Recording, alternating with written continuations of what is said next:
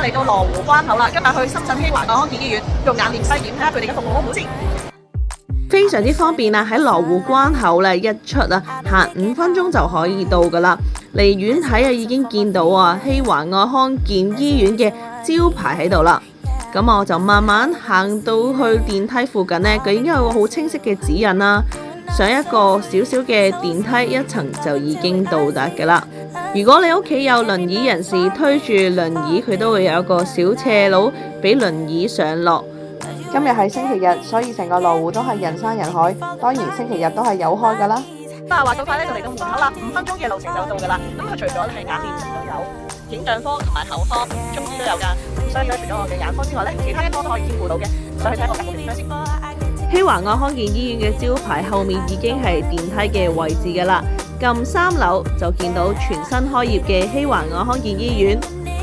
行過呢一條通道，慢慢你就會見到去到盡頭就係希華愛康健醫院啦。入到去睇下個設施同埋成個環境係點樣嘅先。佢有個醫學嘅驗光眼鏡啊，咁啊可以俾大家去配眼鏡，應有盡有。佢哋一眾顧問團隊同埋醫生團隊非常專業。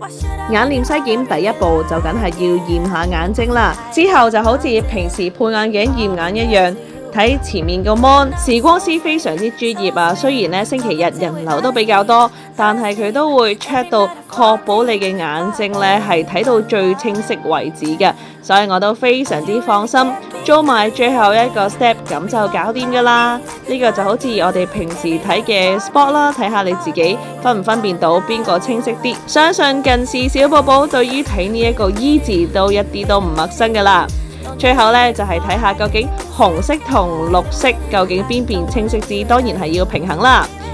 眼睇完視光師之後就要睇醫生啦。不過都順道介紹下，深圳希華愛康健醫院有好多間診療室，而且都非常之舒服。做眼臉篩檢都可以睇下自己適唔適合做矯視。陣間就等我問下醫生先。入到醫生房，醫生就睇下我嘅眼角膜同埋視網膜究竟有冇病變，同埋適唔適合做激光，究竟係做 SMILE 定係 ICL 呢？接住落嚟呢，醫生就都會用精密嘅儀器幫我直情度一度眼睛，望一望入邊嘅受損程度啊。咁望完左眼之後，望右眼之後就會重點幫我分析嘅啦。分析完之後，等咗一陣，好快就可以出報告噶啦。如果大家都好想好似菲菲一樣眼仔碌碌、金銀滿屋嘅話，千祈唔好猶豫，定期要 check 眼啊！記得去深圳羅湖嘅希華愛康健醫院，專業團隊包保你有信心。大家快啲去預約。